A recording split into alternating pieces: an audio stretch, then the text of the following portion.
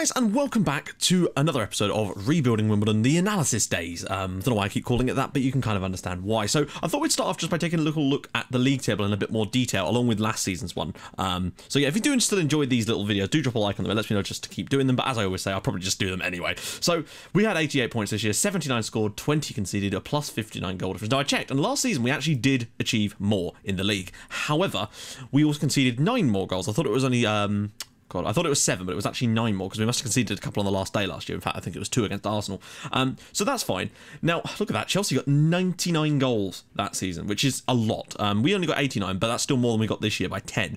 But I feel like this year we've been stronger defensively against everyone, including the bigger sides. Whereas last year, I think that a lot of our goals might have come from smashing some of the smaller sides. And I feel like that doesn't really represent it. Now, considering I was banging on Ipswich as well, Cardiff probably did even worse than them last season, and I completely failed to notice it. I think it was mainly because of Ipswich's poor start. But anyway, let's get into the team stats first before we get into anything else. So average possession now is starting to get a little bit silly. We're more than 4% more on the average possession than anyone else in the league, and that's certainly something that we are very, very proud of. Let's put it that way. Penalties-wise, we've actually had 6 this year, which is the joint most in the league, and I guess it's because we've got players that are very tricky and generally find themselves in those good positions. We've scored 4 of them, but look at that. Arsenal have missed 4 of their penalties this year, which is very, very poor. Headers won, we are right down in 18th for that one.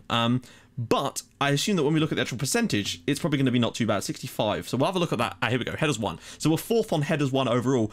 Stoke, Spurs and Leicester are above us. So we're not winning that many headers, but it's because we're not really having to. When we're actually called into action, we're doing just fine. It's because we like to keep the ball on the floor, I guess, because we play that short passing style. Yellow cards, we're number 2 again. Chelsea have started to become a little bit less dirty, but we're still right up there on that one, which is a shame, but we've not conceded many red cards, which is what I would say. Just the 1 so far this season, compared to Chelsea's 7. 7 red cards.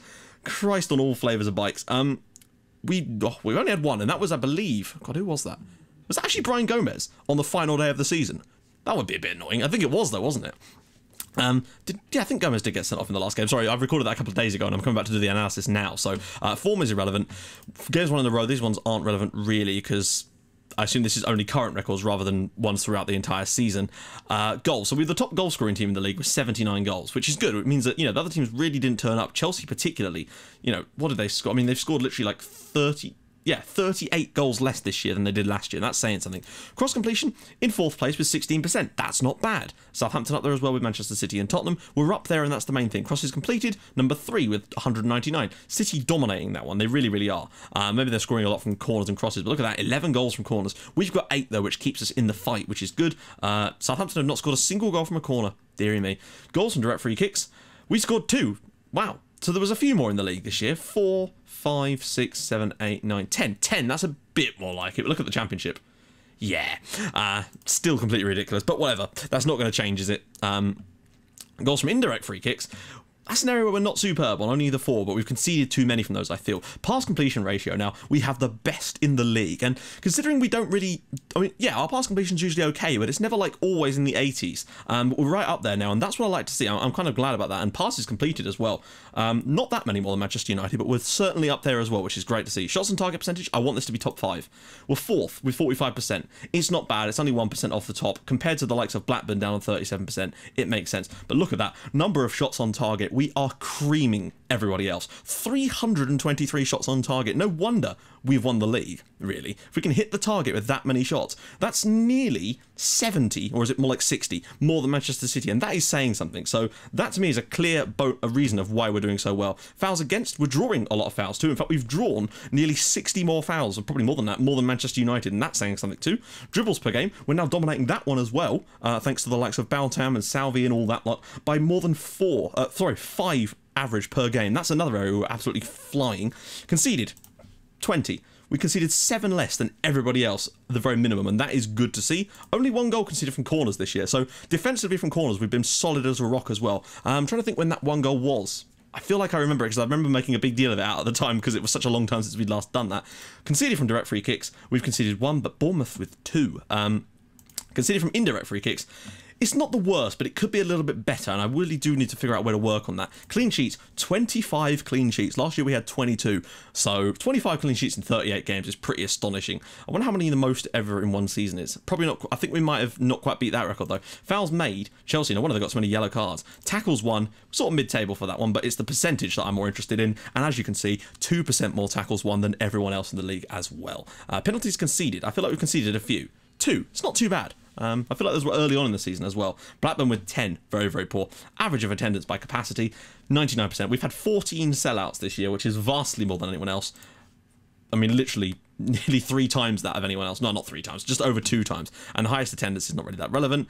Net transfer spend obviously is ours because we generally buy rather than sell. Although this summer could change that a little bit. An average salary per annum, you'll see that we've just won the league on back-to-back years, despite having the 8th highest wage spend in the league, which is nearly a third of Manchester City's spend. And that's saying something, considering we're still in there. By the way, I forgot to mention this because I missed the notification entirely. We've got a £44 million transfer budget with £1 million in wage budget. But as for where I'm going to spend that is going to be very difficult. So let's look at the player stats now.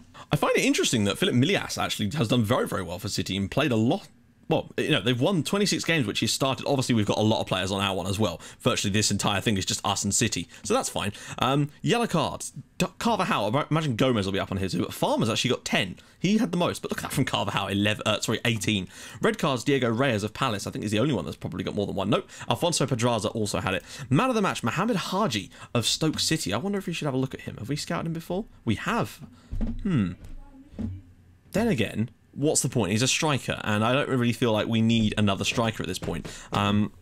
So I don't remember him coming through in a scout report, but he must have done, which is annoying. It must have slipped through our fingers. But that's how it is. You know, if you're doing this sort of scouting that I do, you're going to find gems. You're always going to find gems if you do it for long enough, which obviously we've been doing it from the start of the save. But you're also going to have players that slip through your fingers. People like Mohamed Haji. You know, God knows where he came through. But the point is, those players, sometimes you're just not going to get all of them, are you? And that'd be a bit unfair if you did. But also, remember Masic up there with 6, which isn't bad. Salvi also has 6. Bautam with 5. Fabio down with 5 this time. Distance covered. We're not really that strong on that one, though. Salvi is up there as well. Pioni's sister now plays for Crystal Palace. I noticed that when I announced that I was going to be doing Midtjylland for my next sale, a lot of people were just like, you want that Sisto? And you're kind of damn right I do. But at the same time, you know how I find regens and look for these Wonder Kid regens anyway, so it wouldn't really that bother me if he was to leave. But I kind of do want to keep him because I think he'd be a great player for having the save. Average rating overall, Masek, the only player in the league that averaged above 8. What a player. Now, Mikola De Roche, what position does he play? He's a right back. God damn. I was thinking about the idea of trying to bring this guy in from Manchester United in the summer, maybe, because I know that he's clearly a quality player, but the cost would be astronomical, and I wonder if it's worth it. But I'm really struggling to feel like where we could strengthen this team, and I feel like the fullback spots might be one to go for. So we might look at that in the summer. I'm not entirely sure. Another one that would have slipped through the net, unfortunately, though I do remember telling you guys that I'd seen him before, and I was very, very pleased with what I saw. I think it was when he was at Dinamo Kiev. It must have been. So yeah, attacking goals. Fair enough. Dick Pearson, well done you, mate. Rames, I wish we'd got him at the time, but never mind. Shots on target percentage. Otis, he was another one of those guys I was really after. It was a choice between him and Philippe Eisler, and I kind of wish I'd gone for... Then again, Eisler's done well for us. I was kind of interested in Otis instead, but it's just how it is, isn't it? So, Alexander Peter, though, 60% of his shots on target. That's what I want to see. If he can get a few more shots in total next year, I feel like there's more goals to come. Remember, he's still only 21 years old. Team goals, Alessandro Salvi on the pitch for 77 goals. We scored 79, so he was on the pitch for 77 of our 79 goals. Impressive stuff. Assist-wise, Alessandro Salvi with 17 in the league this year. I think he might have got slightly more last year, I'm not sure. Key passes, but look at that. Fabio Paulista, fair enough. And that's a striker, I think, as well, or is it? No, I don't think it is. It's Pereira that's a striker, isn't it? Yeah, he's a left-sided player. He's another one of those ones that you'd love to have, but I don't think we ever had a chance of getting someone like that. But then the next 4 players are Salvi, Baltam, Masek, and Fabio, all dominating with key passes, and even Peter's got 175 of them, so fair play. Pass completion, oddly, is our goalkeeper of all people. 87% pass completion. That is very surprising to have our goalkeeper be the top of the league on that one. Raphael there, but with Farmer and Manquillo, when your right back has 85% pass completion, he's so important. Cross completion ratio, look at that from Dybala. 27%. We've actually got no one on here at all, which is interesting. That's very interesting, actually. Something we may need to look at in the future. Dribbles per game, Salvi. By quite some distance, in fact, more than 1 dribble per game over Ratti, who had a terrible time against us when they played us. Offside, Dybala. I assume that we probably won't be that high up on that one because our players generally, the way we play, we don't often get in behind as much. defending team conceded. Brian Gomez was wow, he's only been on the pitch for 13 goals conceded in 28 appearances. That is pretty astonishingly good. Shows you how important he is to our team. Tackles per game, interestingly, Jake Bidwell of Watford's up there. Farmer not doing too bad on that one either, as you would kind of expect. Mistakes leading to goals. Hopefully we've not got anyone on this list at all. Now that's interesting. Mikola De Roche has actually made 3 mistakes leading to goals and 47 mistakes overall. So maybe that's a bit of a word of warning, perhaps, to look for there. Digne, I think Gomez should be on this one probably.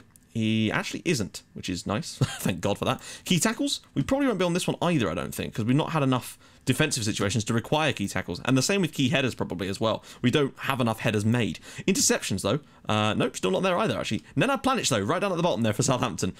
Agent Planic doing his job. Headers won. Look at that. 91% of his headers have been won by Brian Gomez. I feel like if we could move him into a centre-back slot, maybe, just maybe, that could be the right move. But the problem is we need to find a left back that can actually play, and I've yet to manage to find one. Makula was my first attempt, and maybe that's an area where I look to in the summer. Look at that Mohar. Considering people said he was a flop, and I kind of agree in some respects, he's clearly got something about him if he's the 11th best heading ratio player in the entire division, considering none of our centre-backs are on there. Conceded. Gafrascoli only conceded 19 goals in the league, which means like Langura must have played a league game at some point or something. Clean sheets, 24 clean sheets. So Langura must have got himself one as well. That's 6 more than anyone else. Saves held. Wow, he's not even on here. We're going to have to look at that in a sec. Saves parried. Still not even on here. So yeah, we'll have to look at that in a second. So now let's move on to the actual player stats and start dissecting what we're going to do next season. Right, goalkeepers. So, and again, people often ask me to put up this thing here. You can make this incredibly simply. Just take a custom one like you normally do and just add, you go like this, and then you can just basically add stuff into the table, basically. That's all you have to do. I think there's an even easier way of doing it. You can customize current view. Like, this is what you do. You just take stuff in and out of here, what you want to see on the screen, and then you can just build your own. Because that way you can tailor it to what you want to see from your squad rather than just, you know, using someone else's. Because, you know, the fact is I feel like there's a few things I might have missing here. Anyway, we're going to take a little look at Gafrascoli because, frankly, Langura's made 2 appearances, Arne's made 2, he's made 54. He's the man that we need. And he may only be 25 and 3 stars in this team, but I feel like 3 stars in this team is still pretty damn good. I feel like he's still a world-class keeper. Leading player for most Premier Division sides, so not quite world-class, but he's still bloody good. So let's look at his stats over the course of the season. Let's remove the those. So, shots faced, 76% save ratio, that's fine by me. When you actually look at his, what's that? Saves held 60 overall and 42 saves parried. That's good. As long as he's holding more than he's parrying, that's fine with me. He's got great pass completion, which is delightful to see. But the fact is, I'm just happy to keep with Martin Gafrascoli. I feel like this guy is going to be the goalkeeper for the rest of this save with us. I don't see any reason to change him. I feel like going out and spending a load of money on another keeper who, you know, this guy's doing a fantastic job, and I feel like he'll continue to do so. He's only 25. He's not probably going to get any better, but he certainly won't be getting any worse for quite a few years yet. So I feel like he's got quite a few seasons left in him at Wimbledon if we were to require that. I really want to try and win the Champions League next season, and hopefully he'll be an integral part of that. So we may as well just move straight on to defenders. Right, so we're going to look at centre-backs first. Now, what we're really looking for here is Cabrera, Zissa, Bonney, Ballesta, and Millington to a certain extent, although I think a lot of that came out on loan, so we can kind of get rid of... Oh, no, that's not how you do it at all, is it? We can kind of just... Nope. That isn't how you do it either. I thought you could get rid of that and it would then turn that guy off. But hey, it doesn't matter. So, let's look at tackles ratio. Interesting. Cabrera, 92% tackles won ratio. Interesting, Millington's up there as well. Zissa, 88. Bonney, 87. We're ignoring Gomez here at this point because, of course, he is a... You know, he's a fullback, so... Or he's been playing at fullback. I think if he's playing in the middle, he does well. So it's interesting to note that the likes of Achabar, Bonney, Zissa, and Cabrera all sort of above what I would consider to be the important point, which is, you know, if they're above 85, I'm happy with that. You know, Ballesta and Bonney at 87, Zissa at 88, and Cabrera 92% tackles won ratio is astonishing. And that proves to me that he is a world-class central defender. And I think that's more important than the actual average ratings of these players. If they're ticking all the boxes in the stats areas, that's what I'm more interested in. Now, mistakes leading to goals. You'll notice this as well. Zissa's made 3, Ballesta's made 3, whereas Cabrera and Bonney only have... Well, Bonney's not made any, and he's actually played 29 times. So yeah, it's not as many as some of the others, but he's still played 1,300 minutes in the game. And you look at that compared to Ballesta, who's made 3 mistakes leading to goals in that time. So I feel like Ballesta might be one to potentially move on in the summer, so that we've got a backline of Zissa, Cabrera, and Bonney available, but maybe keeping Ballesta around might not be such a bad idea, but definitely favouring Bonney over him next season and keeping him as a sort of backup for that kind of role, perhaps. But I'm actually quite happy with our centre-back 4 at the moment. And of course, if I can find a left back, we'd get to add Brian Gomez to that mix as well. So I think there'll be plenty. If I can find a left back, then I might move on Ballesta and get Brian Gomez in as a fullback, as a centre back instead. Now, tackles one, that's kind of an important part. Now, key tackles overall, Cabrera again with 30, Zissa with 30. Bonnie's made a few less, but still a reasonable amount. You feel like if he'd played what? If he plays double the amount of games, or double the amount of minutes, he's probably right up there with those guys as well. So I'm pretty pleased with him in that sense. I feel like he's got some potential in those areas. Now, pass completion, not super important for a centre-back, but Zissa, you'll notice, has 83%, whereas the likes of Cabrera down on 76. For a centre-back, if it's above 70, I'm pretty happy. And Cabrera 76, Bonnie 73. Ballesta's just about scraping through, but look at that from Zissa. 83 means he's got a bit of ball playing about him, and I like that. I think a pairing of Zissa and Cabrera really does suit this team well. It might be some of the reasons why we're doing so well. Quite fair enough, often. So tackles per game, Ballesta actually has more, which is interesting, but his overall tackle ratio is not as high as some of the others. Shots we're not that bothered about. Now, average rating.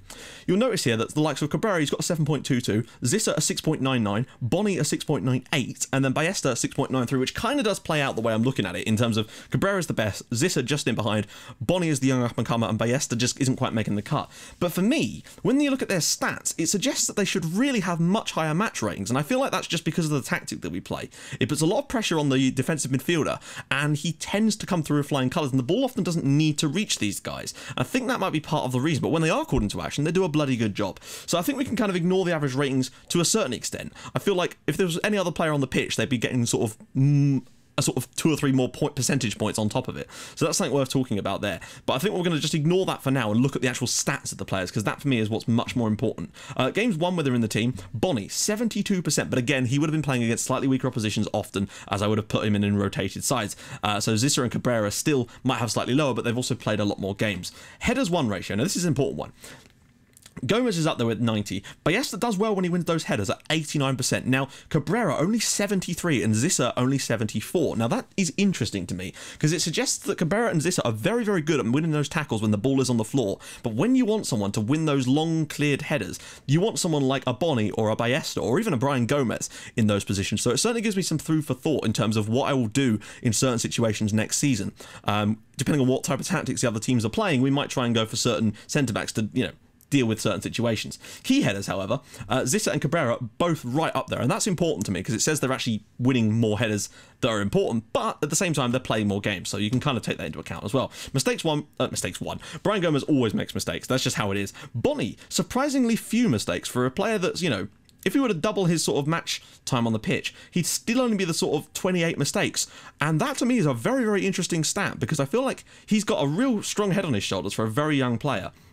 Interceptions, Gomez, because he's obviously playing in a slightly different position, has dropped off on that one. But again, Cabrera and Zissa doing what they do. But again, if you double up Bonnie's stuff, he's right in there with those guys if you were to try and do that. So in terms of a ratio, Bonnie looks like he's got some real quality about him. Headers per 90 minutes, Ballesta and Bonnie, of course, winning that one. But Cabrera, still not too bad in that one. Gomez a little lower, but he does obviously play at fullback. So again, we'll play that one out. So we're going to take a little look at the fullbacks now. Now, this is an area that I feel like is probably our weakest point in the team in terms of an area that I feel like we could really do with some extra bodies or body. I think on the right hand side it's still not too bad because we do have the likes of Aiseki, Manquillo to play there, and Ashibar can fill in if we need to. Now, tackles one ratio, Aiseki 93% tackles won. When he's played well, but Manquillo still has 85, so it's pretty damn solid. Gomez at 77 isn't great, but look at this. This is what I mean. On this left hand side, Makula 72 and Gomez 77.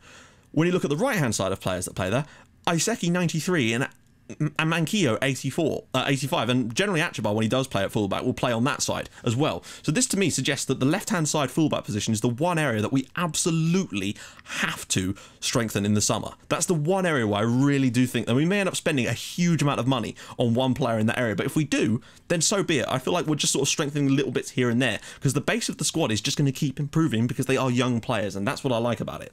So cross completion is quite important for fullbacks. Let's see what we got. Aiseki, again, 21%, not too bad. Gomez, 16%, Manquillo, 15%. Makula, again, considering he's supposed to be a left-back who's attacking-minded, what does he really do? He doesn't win many tackles. He's got the worst cross-completion on the entire team. He's made 15 starts this year, so it's not like he's not played in enough games for me to warrant, you know, this kind of level of judgment on him, whereas Aiseki's played in almost the same number of games, if anything slightly less, and has performed so much better. He really, really has. He's played a few less minutes, in fact, overall. So when you look at goals, Achibar's got a couple, but again, he's played at defensive mid. Assists, Manquillo with 9, Iseki with 3. When you look at the left-hand side, Brian Gomez and Makula only with 4 between them compared to 14 with Manquillo and Iseki. And that is a hugely telling factor that the left side of the pitch is definitely an area where we could definitely do with a better fullback. Gomez is fine from a defensive standpoint, but I would like a little bit more from him from an attacking standpoint. Again, Manquillo doing well there. Iseki, but they're all above 80, and that's fine by me. Makula and Gomez completing enough passes to keep me happy in that sense. Tackles, Manquillo again, Gomez up there, Makula and Iseki a little bit low on the tackles, so maybe from a defensive point of view, he wins a few less tackles, but he actually does win a few more in terms of averages. Dribbles per game, Brian Gomez has got a lot of dribbles per game, considering he's not created that much in terms of actual assists this year, which is surprising. Games won, Makula, because of course he would have been playing against weaker opposition, but it's good to see Manquillo so high up on that one. It really is. Headers won, obviously Brian Gomez is dominant on that one, which is fair enough. But again, Iseki on this right-hand side with 71. Makula doing okay with 69. Manquillo is very, very poor with the header, so that's one area where Iseki definitely does excel, is the heading part of the game. And maybe he's a player that will get a bit more game time next year, unless I bring another right back in, because I feel like there's definitely something that this lad could do. He's got that stay back at all times mentality. He's determined. He is an attacking fullback, but you can actually win a few headers too, which is nice to see. Key headers, of course, Brian Gomez is dominant on that one, but Manquillo again has won a few of them, but of course he's played a lot more matches. Key passes, Manquillo is just so much more dominant than the likes of Brian Gomez on that one. Sort of a more 50% more key passes than him. And Iseki, 37 compared to Makula's 34. So again, Iseki's doing a lot better in general. Mistakes, Manquillo's made a lot of mistakes, but he's also played a lot of games. Now, Makula made 30 mistakes in less matches than Iseki played. So again, more mistakes from Makula as well. Not Makula. So what I can really tell on interceptions, of course, Gomez and Manquillo flying, but Gomez is just a great interceptor. I think when he plays at centre-back, he's dominant in terms of interceptions, so hopefully if we can get him in there next season, things should be dandy. So what I can tell from this is basically that the right hand side pairing of Manquillo and Iseki is actually not too bad. It really isn't. Like, they're doing well stats wise. If I had the chance to strengthen there and find someone world class, I might do, but the real area of concern for me is the left back spot. If we can find a world class left back, or someone that's just like decent, like better than what we've got, and will do a solid job for us, then we can move Gomez into the middle and be even stronger next year with that real attacking instinct as well, and hopefully get as much assists down the left as we can on the right hand side. That's the plan. So let's take a little look at the centre mids now. Right, so centre all players, we're basically looking at Farmer, Masek, Achibar, Fabio, Diallo, Kenneth and Neves. So there's quite a few here to look at. We're going to ignore the likes of Baltan for this one because he's not played there at all from what I can remember, and Fabio technically does count, but we'll have to sort of be careful what we look at that. So tackles won ratio, we'll compare the positions. So Achibar and Farmer will obviously have won more because they are defensive midfielders. That's how it is. But what is keen to note is that Baltan, despite being a winger generally, has won 79% of his tackles. So he's just doing it all lately. He really is doing it all. Masek was 78, which is good, but now it starts to really drop. You'll notice this, that Kenneth down at 63, Fabio at 54, and Edgar Neves down at 45. But again, these guys are the attacking mid, so they've not really been called into action so much from a tackling point of view. So I'm not really that bothered about them not winning as many tackles, but it's nice to see that Kenneth is still winning 63% and Fabio at least above 50 on the old tackles front. That's what I want to see. Cross completion, for these guys, is not really that important because they very rarely find themselves out wide anyway, but it's good to see that the likes of Baltam, obviously, wow, 21%, that's pretty solid actually. Key tackles, Farmer with 5, Achibar with 4, Masek with 2. That's kind of what I would have expected from those guys, and Fabio's actually made one as well, which is impressive. It shows he's got that will to get back. Now, as for goals, Fabio, Baltam, the goals and assists part from the midfield, we only really want to take a look at the defensive mids and the central midfielders. So Masek with 7 assists and a goal. Farmer got 3 goals, despite playing behind Roman Masek. Generally played much deeper, but he knows how to get forward when the time is right, and he got 8 goals from the, 8 goals. 3 goals and 5 assists from those positions as well. Achibar, again, played in those positions a little bit less, but did still make a fair number of appearances and got himself a couple of goals as well. Pass completion. Now, this is key. Farmer with 86%, Achibar, again, you can see that Achibar is a very, very good player, but he's just a few shades below the quality of Sam Farmer in those positions. Masek with 82% as well, which is very good for a player in that position. Diallo, when he has played, has got himself an 81. Now, it's nice to see that Kenneth has 78 compared to the likes of Fabio and Edgar Neves down in the slightly more mid-70s. He's got that slightly bit of extra link-up play, which is nice to see. Tackles won, Farmer and Achibar again doing well there. Masek slightly in behind, but you can see again why Farmer is just that slightly bit better than Mohamed Achibar. But Achibar is quite content to play the role of the backup, despite being a key player in the squad. So I'm happy to let him, basically. Shots on target. Now, I'm quite keen on looking at this. Now, it's interesting to see that the likes of Kenneth, Fabio, and Neves are very, very close. Neves slightly more, but it's much of a muchness. They're all within a percentage point of the shots on target, basically, and that's kind of very important for me. The likes of Masek, Farmer, and Archibald's very, very low shot on target percentage, but what can you do? Average rating wise, it's Masek all the way, but Farmer's in there behind, and Archibald still a few shades off the top of that one as well. Now, games won, Edgar Neves, of course, again, would have played against slightly weaker opposition, but there you go, 71% won with Roman Masek, who's played like 51 times for us this year, which is solid as all hell. Now, headers won. Again, Baltam and Diallo's not played enough for me to really consider that important, but Farmer, again, slightly shading Archibald, and Masek slightly farther down behind that, but you'll notice that the likes of Edgar Neves and Kenneth are both very, very low on 38%, whereas Fabio is up on 65%. So that's one area where he's much better, getting in the box late and winning those headers in the air to get some headed goals. Perhaps an area that Kenneth just doesn't quite have to his game, and maybe why Fabio is just better in that position, because he can do that. Key headers, again, look, Fabio, 85 key headers. That really is so important at winning those flick-ons and stuff for the likes of Peter. Now, key passes, Masek with 290 key passes, Fabio with 262, Tell me again, we can ignore, but again, Sam Farmer edging on Mohamed Archibald. But what I would say is that, you know, considering the minutes they've played, if you double up Archibald's key passes, he'd probably have more than Sam Farmer. But again, he has played as a centre mid a few times this year as well, so maybe that's a help, because you know that when they play the roaming playmaker, they generally get as many key passes as you can imagine. Sam Farmer's made more mistakes, that's understandable. But again, if you double up Archibald, he would have made more in terms of his minutes played, so there is also that function. Fabio's made a fair number of mistakes, so has Kenneth. Neves hasn't made that many, but again, I think there's a ratio. I wish there was a way to show a mistakes ratio, like mistakes per 90 minutes. I don't know whether there is, though. Interceptions, again, Sam Farmer dominating that one once again, slightly more than Archibald if you look at it as a percentage of a ratio, and Masek doing well in the middle as well, which is nice to see. So from the midfield, I'm fairly happy, because we've got players in all the positions. We've got Sam Farmer at defensive mid, we've got Archibald that can come there and play, we've got Masek in the middle, and technically we've got Archibald that can come in there and play as well. Then up top, we've also got Fabio, you know, the likes of Kenneth and Edgar Neves that can come in there as well. So plenty of players, plenty of backup in those positions. So I'm not really that bothered about strengthening in those areas at the moment, because even if there was an injury, we'd have a player that's capable of stepping into the shoes.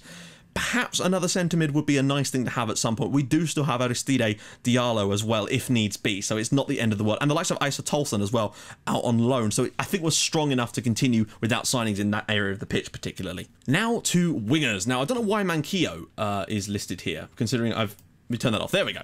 So Salvi, Baltam, Isler, Everton. That's what we're looking at here, basically. Now, Salvi and Baltam have played relatively similar amounts of game time, and so have Isler and Everton. Slightly more for Isler and slightly more for Salvi. So, first we're looking at tackles won. Baltam dominating on the tackles won with 79%. He really can do it all. He really is starting to become like the perfect player. Just looking at these stats from him, is it still that his best position is a round deuter? No, it's actually not, or is it? No, he's a very, very decent round deuter, though. Now, I just want to see what the difference is between a round deuter in terms of what he does. And, yeah, so let's see. All of those stats that are required for the inside forward on support role. So what does it take to be a round deuter? What does he have to have? So a lot of the technical stats are completely irrelevant. You can sort of see why he's good in those positions. But the fact is, he's got decent finishing, decent crossing, which has actually improved considerably. Everything here suggests that he's a fantastic player, and I feel like there's no reason why he shouldn't play in that position. Particularly as he can run with the ball through the centre, beats the offside trap, comes deep to get the ball, dictate the tempo, stops the play, does not dive into tackles. He is just one of the most perfect players I think I've ever had, and he's only 21 years old. He really, really is fantastic. It's astonishingly how good he is. Anyway, that's enough of fawning over Imran Baltam. Now, cross completion. Again, Baltam. 21% cross completion. Down this left-hand side actually has been where the cross completion has been highest, with Isler actually doing quite well in that position as well. But Salvi 17 is still pretty damn solid. But what about that? 21% cross completion from Imran Baltam. Is there anything this lad cannot do at this point? Key tackles, they've got one each, which is nice. It shows that they're actually contributing in that front. Goals-wise, Baltam with these 21 goals as well. Salvi with 13, Isler with 6, and Everton with 4, which kind of makes about right the amount of sense. Now, you'll notice that Salvi is a much more selfless player. He gets those, 24 assists this year. He's definitely the one providing a lot of those assists for Baltam, but Baltam still provided 9 assists this year, which is not bad. Next year, I kind of want to see him maybe get into the double figures for assists and maybe try and hit 25 goals if he can. I know it's a huge ask, but you just never know what he's capable of. And maybe a couple more goals from Salvi wouldn't go amiss, but hey, at this point, who cares? They're doing fantastically well. Pass completion, Everton has slightly higher, but Baltam still doing 76 is fine by me. They've played a lot more, so that percentage might be drawn down a little bit, particularly as they've been playing against better sides often. because often Everton and Iceland would play in rotated sides. But with Iceland on the move in the summer, we may have to look to that left wing spot at some point as well. Shots on target, of course, 60% on target from Imran Baltam. He is lethal in front of goal as well. He's like a striker at times, and that's why I love him so much. He just does it all. Games won, Everton's up there, but they've all got relatively good stats for that one. Apart from Salvi's on the little bit on the low side. Headers won. Who's topping the headers won? Well, Iceland's up there, but Imran Baltam is certainly not far behind on 60%, which is not bad for a player who isn't stupidly tall either. Now, this is where it really does come into play. Key passes. Imran Baltam with 260 key passes, despite not winning many assists for himself. He certainly provides the key passes and links up the play nicely. Generally playing 1-2s, I think, is how he gets those chances. Now, mistakes-wise, he has made a few more mistakes, and I think that's because he generally gets caught up the pitch a little bit more. He might not have the best... Then again, he's got decent tackles, so maybe not. I don't know. Maybe he just doesn't have the best support behind him because he's got the likes of Brian Gomez, who's not the best on the ground, or Makula, who just isn't the best in any area behind him. So maybe that's what's contributing to that. Interceptions... He's right up there, though, with Salvi on sort of the 83, 84 mark, which is fine by me. He wins a lot more headers, though. That's what I would say. Well, he certainly wins a lot more headers than anyone on the right-hand side of the pitch, that's for sure. And obviously, shots per 90 minutes, he has more of those. No, he doesn't. He actually has less than Salvi, but he has contributed to a lot more goals. So that's interesting. Salvi needs to shoot less. That's what I have decided. And I wonder if I've actually got that instruction on him. I think I might do, but there's not really much I can do about that. So we'll take a little look at the strikers now. So, strikers. Now, we're really only looking at these three here, although obviously Fabio, we can include him because he has played there a few times, but I'm mostly looking at Peter and Mateus. So, tackles won. Firstly, important thing to note is that Alexander Peter, best tackler on the team in terms of his, well, as a striker anyway. But the fact is, Fabio's not far behind, and Mateus isn't exactly far behind that. It's still above 50%, but he has played a lot less minutes, so we need to really be taking that into account when we look at this. Peter's got a decent enough crossing ratio, but Fabio's is much, much higher. Fabio's also made that key tackle. Now, goals... Fact is, 20 goals is not really that bad. From 40 starts, 20 goals. It's about a goal a game, goal every other game. Not quite, but next year I want to see more like 25, maybe heading towards 30 from him. But he's still got 12 assists as well. He's definitely contributing and building away into this team. But not only that, he's linking up the play much better than the likes of Fabio. He's got 79% pass completion, as does Mateus. So that's interesting. Mateus definitely has done okay when he's played and has got 7 goals in 9 starts, which is certainly not the end of the world. It just, you know... I don't know. He's always going to be a backup player. I don't think. I just don't think he's ever going to be good enough to play as the sort of the lead striker in this team. And I kind of knew that going in. I kind of hoped he'd be slightly better, but you just don't know these things, do you? A Brazilian kid can always be good or bad, basically. Looking at tackles, well, Fabio, again, wins a few more of those, but it's not that important. He dribbles a lot more, but so does Peter. He has a higher dribbling ratio than Mateus, which is good, because we saw that in a few games where he would dribble past people and get those shots in. And important to note that Peter hits the target 60% of the time. If he can keep that sort of ratio and get more shots in general, then I feel like there's a lot more goals coming from him next season if we can create the chances for him. That's what I'm thinking. Average rating overall, Peter, again, with the highest one, actually, was 7.64, and that says a lot to me, because at one point, he was up there as the highest rating player in the league, because he does do a lot of hockey assists from him. I'm really, really pleased with that. Minutes per goal, okay, fair enough, the lowest one of the team, like that, but I still feel like there's a lot more to come from him. He does a decent amount of running, not as much as Fabio, but we've won more games with Peter in the team, which is nice to see. He, again, not so great with the key headers, but again, he still won a few because he scored some headed goals. He's great at key passes too, though. He's one of the best key passers on the team as well, in that little group of players that were in the top 5 in the league, all above 220 or something, which is astonishingly good. Completes a few less passes, which is surprising considering he's got decent pass completion.